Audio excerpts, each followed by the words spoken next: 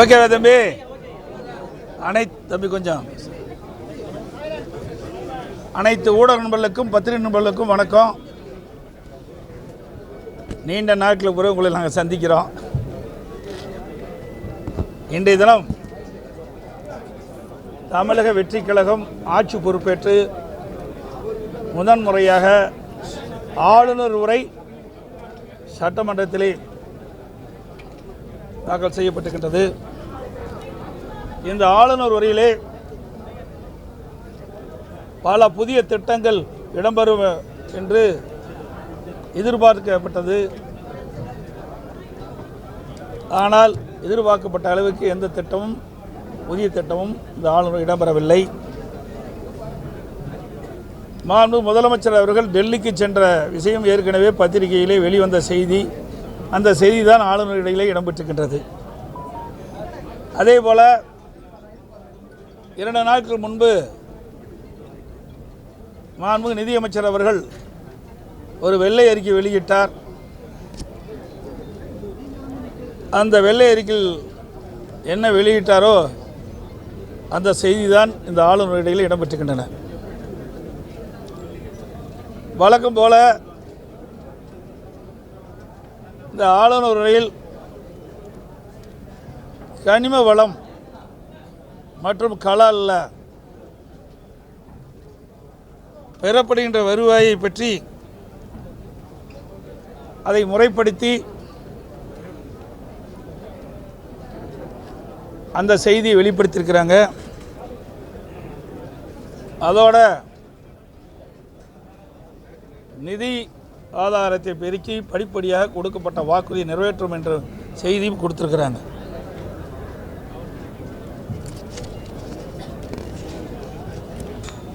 இன்றைக்கு தமிழக வெற்றி கழகம் ஆட்சி பொறுப்பேற்ற பிறகு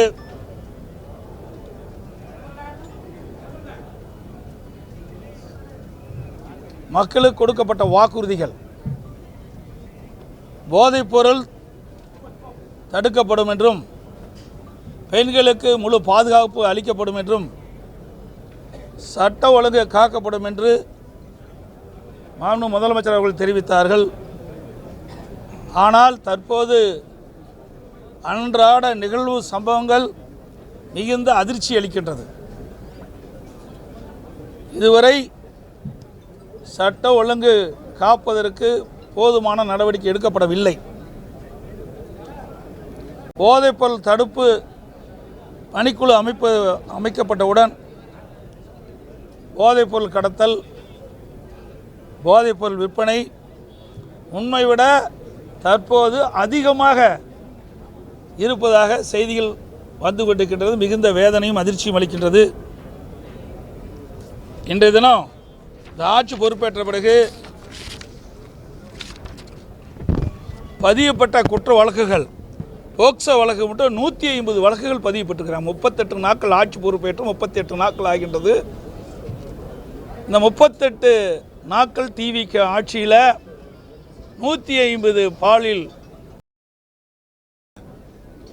பெண்களுக்கு எதிரான பாலியல் குற்றங்கள் 126 ஆக 6 குற்றங்கள் பெண்களுக்கு இழைக்கப்பட்டது.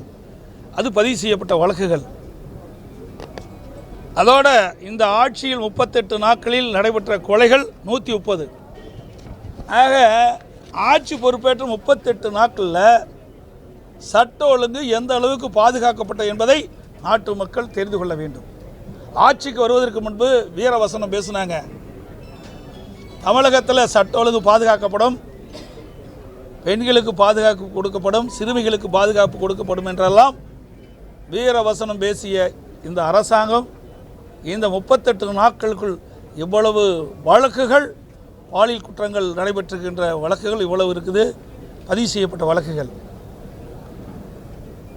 இந்த பாலியல் சீண்டலை தடுப்பதற்காக இந்த அரசாங்கம் சிங்கப்பெண் சிறப்பு படை ஒன்று அறிவித்தாங்க.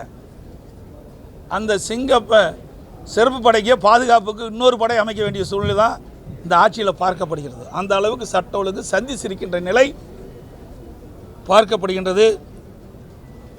அதேபோல் விவசாயிகளுக்கு தேர்தல் நேரத்தில் டிவிக்கு கொடுக்கப்பட்ட வாக்குறுதி அதை முழுமையாக நிறைவேற்றவில்லை. விவசாயிகள் மகிழ்ச்சியோடு இருந்தாங்க. விவசாய கடன் முழுவதும் தள்ளுபடி செய்யப்படும் என்று. அதற்கு மாறாக இந்த அரசாங்கம் தேர்தல் நேரத்தில் கொடுக்கப்பட்ட வாக்குறுதி நிறைவேற்றவில்லை. தேர்தல் நேரத்திலே தமிழக வெற்றிக் கழகம் அதனுடைய தலைவர் கொடுக்கப்பட்ட வாக்குறுதி 5 ஏக்கருக்கு குறைவாக நிலம் வைத்திருக்கின்ற விவசாயிகளுக்கு அவள் தொடக்க வேளாண் கூட்டுறவு கடன் சங்கத்தில் வாங்கிய பயிர்க்கடன் முழுமையாக தள்ளுபடி செய்யப்படும் என்ற அறிவிப்பை வெளியிட்டார். அதற்கு மேல் இருக்கின்ற நிலம் வைத்திருக்கின்றவர்களுக்கு அவர் வாங்கிய கூட்டுறவு சங்கத்திலே வாங்கிய பயிர்க்கடன் 50% தள்ளுபடி என்றார். ஆனால் 2 நாட்களுக்கு முன்பு ஒரு அறிவிப்பை வெளியிட்டாங்க. அதில் 75,000 ரூபாய் கூட்டுறவு சங்கத்திலே வாங்கிய பயிர்க்கடன் அந்த விவசாயிக்கு முழுமையாக தள்ளுபடி செய்யப்படும். அதற்கு மேல் கடன் பெற்ற அனைத்து விவசாயிகளுக்கும் 35,000 ரூபாய் தள்ளுபடி செய்யப்படும் என்ற அறிவிப்பை வெளியிட்டு விவசாயிகளை ஏமாற்றிய அரசாங்கம் தமிழக வெற்றிக் கழக அரசாங்கம் என்பதை இந்த நேரத்தில் தெரிவிக்க விரும்புகின்றேன். பொதுவாக டெல்டா மாவட்டத்தில் குறுவை சாகுபடிக்கு அணையில் மேட்டூர் அணையில் 90 அடி தண்ணி இருந்தால் ஜூன் 12ஆம் தேதி திறக்கப்படும். ஆனால் இந்த வருஷம் மேட்டூர் அணையில் நீர்மட்டம் குறைவாக இருந்த காரணத்தினால குறுவை சாகுபடிக்கு தண்ணீர் திறக்கப்படவில்லை. இந்த அரசு உரிய முயற்சி எடுத்து கர்நாடக அரசோட பேச்சுவார்த்தை நடத்தி மாதம் நமக்கு கிடைக்க வேண்டிய பங்கு நீரை பெற்றிருந்தால் ஜூன் 12ஆம் தேதி குறுவை சாகுபடிக்கு மேட்டூர் அணையிலிருந்து நீர் திறக்கப்பட்டிருக்கலாம். ஆனால் அதற்கெல்லாம் எந்த முயற்சி எடுக்கவில்லை. அதோடு இன்றைய தினம் காங்கிரஸ் கட்சியை சேர்ந்த சட்டமன்ற உறுப்பினர்கள் தமிழக வெற்றிக் கழக அமைச்சரவையில் இடம்பெற்றிருக்கின்றார்கள். இதையெல்லாம் பயன்படுத்தி கர்நாடகத்தில் இருக்கிற காங்கிரஸ் ஆட்சியிலே அங்கே இருக்கின்ற முதலமைச்சரோட பேச்சுவார்த்தை நடத்தி நமக்கு கிடைக்க வேண்டிய பங்கு நீரை பெற்றிருந்தால் ஜூன் 12ஆம் தேதி குறுவை சாகுபடிக்கு மேட்டூர் அணையிலிருந்து நீர் திறக்கப்பட்டிருக்கலாம். அதற்கு எந்தவித முயற்சியும் எடுக்கவில்லை என்பதுதான் வேதனை. இன்றைக்கு விவசாயிகளுக்கு மிகப்பெரிய இழப்பு இதனால் ஏற்படும் என்பதையும் இந்த நேரத்தில் தெரிவித்துக் கொள்கின்றேன். அது மட்டும் இல்லை, இந்த குறுவை சாகுபடி செய்கிற விவசாயிகளும் பாதிக்கிறாங்க டெல்டா மாவட்டத்தில். அதோட பல்லாயிரக்கணக்கான விவசாய தொழிலாளிகளும் வேலை இழக்கக்கூடிய சூழ்நிலை ஏற்பட்டிருக்குது. தண்ணீர் டெல்டா மாவட்டத்தில் தண்ணீர் திறக்காத காரணத்தினாலே. அதோட அண்மையில் அமைச்சரவை கூட்டம் நடந்தது. அந்த அமைச்சர் கூட்டத்தில் சில முடிவுகள் எடுக்கப்பட்டு அறிவிக்கப்பட்டன. எல்லா ஊடகத்திலும் பத்திரிகையில் வந்தது. சுமார் 436 திட்டங்கள் எடுத்துக்கொள்ளப்பட்டு நிறைவேற்றப்படும் என்றும் ஒவ்வொரு துறைக்கும் என்னென்ன இவ்வளவு திட்டங்கள் எடுத்துக்கொள்ளப்படும் என்று அறிவிப்பு கொடுத்தாங்க. அந்த அறிவிப்பு இதில் இடம்பெறல. என்னென்ன மாவட்டத்தில் எந்தெந்த துறைக்கு என்னென்ன திட்டம் எடுத்துக்கொள்ளப்படும், அதற்கு என்ன நிதி ஒதுக்கப்படும் என்ற விவரங்கள்லாம் எதுவுமே இந்த ஆளுநர் உரையில் இடம்பெறல. அதே போல் இன்றைக்கி கனிம உரத்தை பற்றி சொன்னாங்க. இன்றைக்கி கட்டுமான பொருட்கள் விலை உயர்ந்துவிட்டது. அதை குறைப்பதற்கு இந்த அரசு எந்த நடவடிக்கை எடுக்கலை. இதனால் வீடு கட்டுவர்கள் கடுமையாக பாதிக்கப்படுறாங்க. கட்டுமான தொழில் ஈடுபட்டிருக்கின்ற தொழிலாளர்கள் கடுமையாக பாதிக்கப்பட்டுள்ளார்கள். தேர்தலின் போது பல வாக்குறுதிகளை கவர்ச்சிகரமாக தெரிவித்தாங்க. தமிழக வெற்றிக் கழகம் ஆட்சிக்கு வந்தவுடன் என்னென்ன திட்டங்களை நாங்கள் நிறைவேற்றுவோம் என்ற அறிவிப்பெல்லாம் வெளியிட்டாங்க. அதில் மாதந்தோறும் குடும்ப பெண்களுக்கு இப்போ 1000 ரூபா கொடுப்பதா 2500 ரூபாயாக உயர்த்தி வழங்கப்படும் என்ற ஒரு அறிவிப்பு, முதியோர் உதவித்தொகை 3000ஆக உயர்த்தப்படும் என்ற அறிவிப்பு, ஆண்டுக்கு ஒரு குடும்பத்திற்கு 6 கேஸ் சிலிண்டர் விலையில்லாமல் வழங்கப்படும் என்பது, அண்ணன் சீர் திட்டத்தின் கீழ் மணப்பெண்ணுக்கு ஒரு சவரன் தங்கம், அரசு மருத்துவமனையிலே பிறக்கும் ஒவ்வொரு குழந்தைகளுக்கும் தங்க மோதிரம் மற்றும் தாய் மாமன் சீர், வேலைவாய்ப்பு பதிவு செய்து காத்திருக்கும் வேலையில்லா பட்டதாரிகளுக்கு மாதந்தோறும் 4000 உதவித்தொகை, மாதந்தோறும் ஒரு முறை மின்கட்டண கணக்கீடு. இதெல்லாம் முக்கியமான அறிவிப்பு. இந்த அறிவிப்புகளெல்லாம் ஆளுநரிலே இடம்பெறும் என்று மக்கள் எதிர்நோக்கி கொண்டிருந்தாங்க. இந்த அறிவிப்புகள் எதுவுமே இடம்பெறல. தேர்தல் நேரத்தில் கவர்ச்சிகரமாக பேசி வாக்குகளை பெற்று ஆட்சிக்கு வந்த பிறகு கொடுக்கப்பட்ட வாக்குறுதியை நிறைவேற்றாத அரசாங்கம் தான் தமிழக வெற்றி கழக அரசாங்கம். அதோட வெற்றி கழகம் ஆட்சிக்கு தமிழக வெற்றி கழகம் ஆட்சிக்கு வந்த பிறகு ஆங்காங்கே மின்வெட்டு, அறிவிக்கப்படாத மின்வெட்டு, சென்னை மாநகரம், சென்னை சுற்றியுள்ள புறநகர பகுதி, தமிழ்நாட்டில் பல பகுதியில் அடிக்கடி இரவில் மின்தடை ஏற்படுது. இதனால் மக்கள் இரவில் தூங்க முடியாமல் அந்த இரவிலேயே போராட்டம் நடைபெறுகின்ற சூழ்நிலையெல்லாம் பார்த்தோம். உங்கள் ஊடகத்திலையும் பத்திரிகையிலும் வந்த செய்தி தான். இன்றைக்கு தூக்கத்தை தொலைத்த அரசாங்கம் தமிழக வெற்றி கழக அரசாங்கம் தான். அதற்கு பல்வேறு சாக்கு போக்கெல்லாம் சொன்னாங்க. ஃபீஸ் கேரில் திருட்டு போனதுனால தான் அடிக்கடி மின்தடை ஏற்பட்டதாக சொன்னாங்க.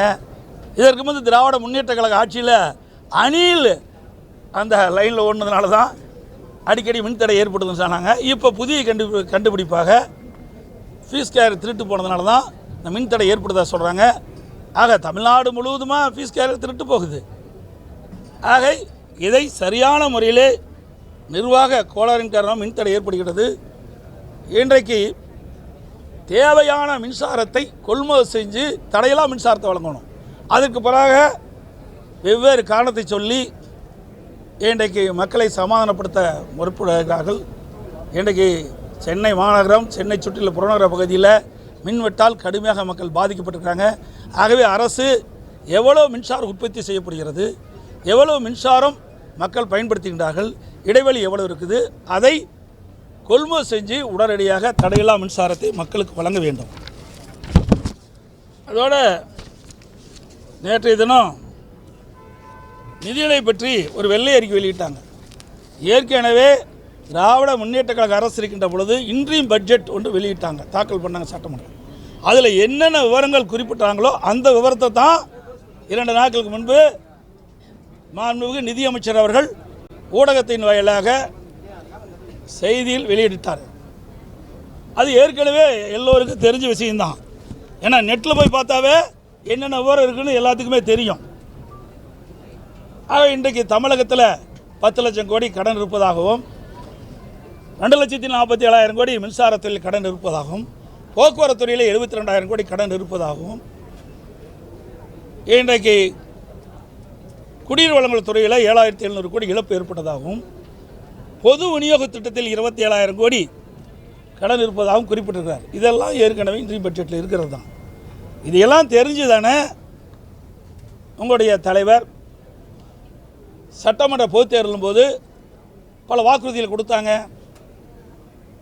ஆக இதையெல்லாம் சரி செய்த பிறகுதான் திட்டத்தை நடைமுறைப்படுத்த வேண்டும் என்று சொன்னால், ஆக இவர்கள் அறிவித்த வாக்குறுதிகள் நிறைவேற்றப்படாது என்பதுதான் இதில் பொருள். அதுக்காகத்தான் வெள்ளை அறிக்கை நேற்று வெளியிட்டார் என்று கருதுகிறேன். ஏற்கனவே பல பொதுக்கூட்டத்தில் தேர்தல் சட்டமன்ற பொதுத் தேர்தலும் போது பல பொதுக்கூட்டத்தில் தேர்தல் நேரத்தில் தமிழகத்தில் 10 லட்சம் கோடி கடன் இருப்பதாக தெரிவிச்சிருக்கிறாங்க. கடன் இருந்து தான் தெரிஞ்சு தான் நான் குறிப்பிட்ட புதிய அறிவிப்புகளை வெளியிட்டீங்க. அதன் அறிவிப்பின் மூலமாக தான் உங்களுடைய வாக்குறுதியை நம்பி மக்கள் வாக்களித்து உங்களை ஆட்சியில் அமர செய்திருக்கின்றார்கள். நீங்கள் கொடுக்கப்பட்ட வாக்குறுதியை நிறைவேற்றி தர வேண்டும் என்பதுதான் எங்களுடைய நிலைப்பாடு. ஏற்கனவே அனைத்து இந்திய அண்ணா திராவிட முன்னேற்ற கழக ஆட்சியில் கொண்டு வரப்பட்ட திட்டம் பல திட்டத்தை இந்த ஆளுநர்களில் பார்க்கப்படுகிறது. குடிமராமத்து திட்டம் என்ற ஒரு திட்டத்தை கொண்டாந்தோம். எனக்கு பல ஆண்டுகளாக ஏரி குளம் குட்டையெல்லாம் அணைகள்லாம் தூர் வாராமல் அது தூர் வாரணும். இப்போ 18,000 ஏரிகள் தூர் வாரப்படும் என்று குறிப்பிட்டிருக்கிறாங்க. அதே போல் தொழில்துறையில் புதிய தொழில் தொடங்குகிறவர்களுக்கு எவ்வித சிரமம் இல்லாமல் சிங்கிள் விண்டோ சிஸ்டத்தை கொண்டாந்தோம். அதைத்தான் இவர்களும் தெரிவிச்சிருக்கிறாங்க.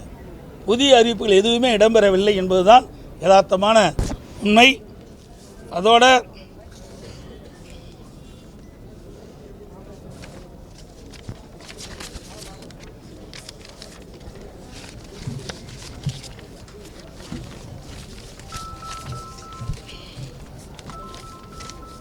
தமிழக வெற்றி கழகம் அவள் குறிப்பிட்டாங்க, ஆட்சிக்கு மாற்றம் கொண்டு வருவோம் என்று கூறி ஆட்சிக்கு வந்த மாண்புமிகு முதலமைச்சர் அவர்கள் மாற்றங்களை இந்த ஆளுநரில் தெரிவிப்பார் என்று அனைவரும் எதிர்பார்த்தோம். மாற்றம் எதுவும் இல்லை, ஏமாற்றம்தான் இந்த ஆளுநரிலே பார்க்கப்படுகிறது. ஏமாற்றம்தான் மிச்சம் மக்களுக்கு. மொத்தத்தில் இந்த ஆளுநரை கனவில் போடப்பட்ட நீர்க்கோளம் என்பதை இந்த நேரத்தில் தெரிவிக்கிறேன். அதோடு இன்னொரு செய்தி இந்த நேரத்தில் சொல்லிடுறேன். நீங்கள் அடிக்கடி இந்த பத்திரிகையிலையும் ஊடகத்திலையும் சொல்லிட்டு இருக்கிறீங்க, என்னுடைய மகன் மிதுன் அவர்கள் அரசியலை வருவதை பற்றி பல விமர்சனங்கள் தொலைக்காட்சியிலையும் ஊடகத்திலையும் வந்திருக்குது. அது தவறு. என்னுடைய மகன் மிதுன் அனைத்து இந்திய அண்ணா திராவிட முன்னேற்ற கழகத்தில் அடிப்படை உறுப்பினராக மட்டும்தான் இருக்கின்றார். கட்சியில் எந்த பதவிகளும் இல்லை என்பதை திட்டவட்டமாக தெரிவித்துக் கொள்கின்றேன். என்னுடைய மகன் அரசியலுக்கு வரமாட்டார். மீண்டும் ஒருமுறை சொல்கிறேன், அழுத்த திருத்தமாக சொல்கிறேன். பத்திரிகையால் ஊடகம் அவதூறு செய்தி தயவு செய்து பரப்ப வேண்டாம். என்னுடைய மகன் மிதுன் அரசியலுக்கு வரமாட்டார் என்பதை திட்டவட்டமாக தெரிவித்தார். நீங்கள் தானே குற்றச்சாட்டு சொல்லிட்டு இருக்கிறீங்க. வேண்டுமென்றே திட்டமிட்டு அவதூறு செய்தியை வெளிப்படுத்திட்டு இருக்கிறாங்க. இனிமேல் அதை வெளியிட வேண்டாம் என்று நானே ஊடகத்தின் வாயிலாக பத்திரிகையின் வாயிலாக தெளிவுபடுத்தி விட்டேன். அது அவரை தான் போய் கேட்கணும். நீங்கள் போய் கேளுங்க அவரை, ஏங்க இப்படிலாம் இருக்கிறீங்க, போய் நீங்கள் கேளுங்க. அது எங்கள் தலைமை சரியில்லை, அவர் ஜெயிக்க முடியுமா சொல்லுங்கள். அவர் ஜெயிப்பதற்கு காரணம் எங்கள் தலைமை, அதை உணருங்க. அனைத்து இந்திய அண்ணா திராவிட முன்னேற்ற கழகம் தலைமை சரியாக இருந்த காரணத்தினாலே, நான் முதலமைச்சராக இருக்கின்ற காலத்திலே பல்வேறு திட்டங்களை கொண்டு வந்த காரணத்திலே, அனைத்து இந்திய அண்ணா திராவிட முன்னேற்ற கழகம் மக்களிடத்திலே செல்வாக்குப்பட்ட காரணத்திலே, அனைத்து இந்திய அண்ணா திராவிட முன்னேற்ற கழக தொண்டர்கள் நிர்வாகிகள் கடுமையாக உழைத்த காரணத்தினாலே, எங்கள் கூட்டணி கட்சி தலைவர்கள் தொண்டர்கள் கடுமையாக உழைத்த காரணத்திலே அவர் வெற்றி பெற்றார். அதன் வாயிலாக தான் வெற்றி பெற்றார். ஆக அவர்கள் ராஜினாமா செய்தவர்கள் ஓட்டு போட்ட மக்களையும் மதிக்கல. உழைத்த இவருடைய வெற்றிக்காக உழைத்த கழக நிர்வாகிகள் தொண்டர்கள் கூட்டணி கட்சி தலைவர் நிர்வாகிகள் மதிக்கல. அவர்கள் எதிர்காலத்தில் அதுக்கு உண்டான பலனை அனுபவிப்பார்.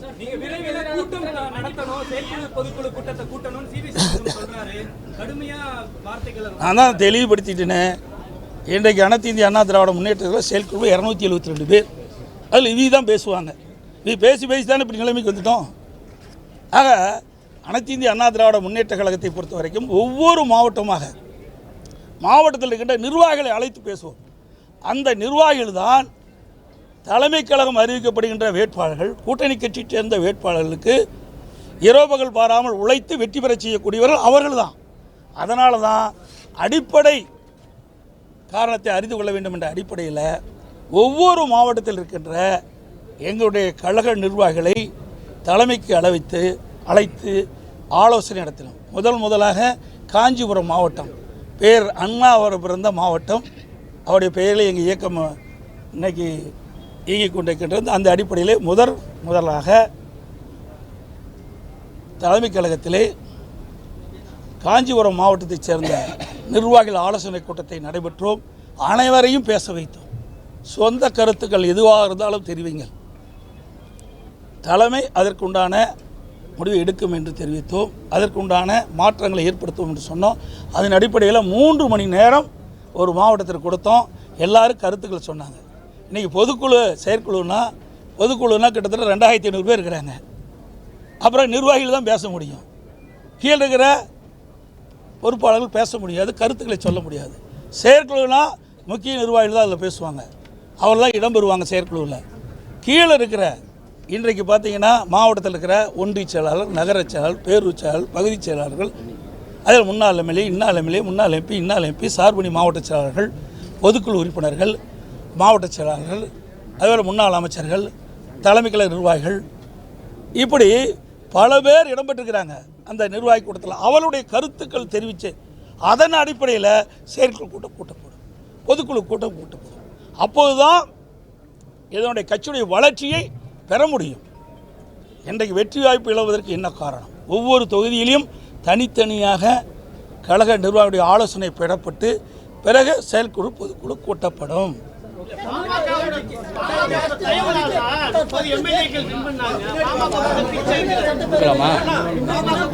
அதாவது இது அவருடைய கருத்து. ஏன் அவர் 2021 தோத்தாரு? விழுப்புரம் சட்டமன்ற தொகுதியில் ஏங்க தோத்தாரு? அங்கே விழுப்புரம் மாவட்டம் தான் பாட்டாளி மக்கள் கட்சி வலிமையாக இருக்கிற இடம். அதில் அவர் வெற்றி வாய்ப்பு இழந்துட்டார்ல. இப்போ அவர் மட்டும்தான் ஜெயிச்சிருக்கார். 3 இடங்கள் அவர் பரிந்துரைப்பட்ட வேட்பாளர் தான் நிறுத்தணும். அவர் பரிந்துரையின் அடிப்படையில் தான் அந்த மாவட்ட வேட்பாளர் நிறுத்தணும். விழுப்புரம், வானூர், திண்டிவனம் அதுலேயும் வெற்றி வாய்ப்பு இழந்தாங்க. ஆக இதெல்லாம் காரணம் இல்லை, ஏதோ சொல்ல வேண்டும் என்பதற்காக சொல்கிறாங்க. கூட்டணியில் ஒரு குழப்பத்தை ஏற்படுத்தணும், அதுதான் அதோடைய கருத்தை நான் பார்க்குறேன். அனைத்து இந்திய அண்ணா திராவிட முன்னேற்ற கழகத்தை பொறுத்த வரைக்கும் எந்த கொம்பனாலும் அசைத்து பார்க்க முடியாது. அனைத்து இந்திய அண்ணா திராவிட முன்னேற்ற கழகம் என்பது பல்வேறு சோதனையை கண்ட இயக்கம். இன்றைக்கு நேற்றைக்கு இல்லை, தலைவர் காலத்திலையும் சோதனை பார்த்தோம், அம்மா காலத்திலையும் பார்த்தோம். ஆக வெற்றி வாய்ப்பு இழப்பு ரெண்டும் மாறி மாறி தான் வருது. 1991 2 இடம் தான் திமுக ஜெயிச்சது, 96 ஆட்சி அமைச்சது. அண்ணா திமுக 4 இடம் தான் வெற்றி பெற்றது, 2001 ஆட்சி பொறுப்பு ஏற்பட்டது. 2011 திராவிட முன்னேற்ற கழகம் எதிர்க்கட்சி வரிசையில் கூட அமர முடியல. 10 ஆண்டு காலம் தொடர்ந்து எதிர்க்கட்சியாக தான் இருந்தாங்க. 21 தான் ஆட்சி பொறுப்பேற்றது. இப்படி எங்களுடைய தலைவர்கள் இல்லாத காலகட்டத்தில் கூட 2021 தேர்தலை சந்தித்து 66 இடங்கள் நாங்கள் வெற்றி பெற்றோம். கிட்டத்தட்ட 9 இடம் கூட்டணி வெற்றி பெற்றது, 75 இடங்களை வெற்றி பெற்றோம். இப்போ கூட அதிமுக 47 இடங்கள் வெற்றி பெற்றிருக்குது, கூட்டணி 6 இடங்கள் வெற்றி பெற்றிருக்கிறது. எனக்கு முன்னால் பல பேர் சொல்லிக்கிட்டு இருந்தாங்க, என்னெல்லாம் பேசுகிறாங்க உங்களுக்கு தெரியும். பழனிசாமி தொடர் தோல்வி கண்டார் சொல்லி, பழனிசாமி தொடர் தோல்வி கண்டார் என்று பல ஊடகத்திலையும் பத்திரிகையிலையும் சொன்னவங்கெல்லாம் தோல்வி சந்தித்தாங்க. தமிழ்நாட்டிலே அதிக ஓட்டு வித்தியாசம் ஜெயிச்சிருக்கிறேன். ஆக மக்களுடைய செல்வாக்கு அனைத்து இந்திய அண்ணா திராவிட முன்னேற்ற கழகம் தொடர்ந்து இருக்கின்றது. அரசியல் சூழலின் காரணமாக ஆட்சி மாற்றம் ஏற்படுவது இயல்பு. எல்லா ஆட்சிக்கும் அப்படித்தான் இருக்குது. எந்த ஆட்சியுமே தொடர்ந்து ஆட்சியை வெற்றி பெற்ற சரித்திரம் இல்லை, இழந்த கட்சியுமே தொடர்ந்து தோல்வியுற்ற சரித்திரம் இல்லை. சில காலகட்டத்தில் மக்கள் அரசியல் சூழ்நிலை காரணமாக மாற்றம் ஏற்படுது. அதுதான் ஒழிய அனைத்து இந்திய அண்ணா திராவிட முன்னேற்ற கழகம் வலிமையான இயக்கம், அமைப்புள்ள இயக்கம். எந்த கொம்பனாலும் அனைத்து இந்திய அண்ணா திராவிட முன்னேற்ற கழகம் ஆட்டவோ அசைக்கவோ முடியாது. சில பேர் எண்ணி தவறான சிந்தனையில் இருக்கிறாங்க, அவரெல்லாம் திருத்திக் கொள்வார் என்று எதிர்பார்க்கின்றேன். அனைத்து இந்திய அண்ணா திராவிட முன்னேற்ற கழகம் எதிர்காலத்தில் எந்த தேர்தல் வந்தாலும் மக்களை சந்தித்து மக்களுடைய ஆதரவை பெற்று வெற்றி பெறும் என்று சொல்லி அனைத்து ஊடகங்களுக்கு நன்றி, வணக்கம்.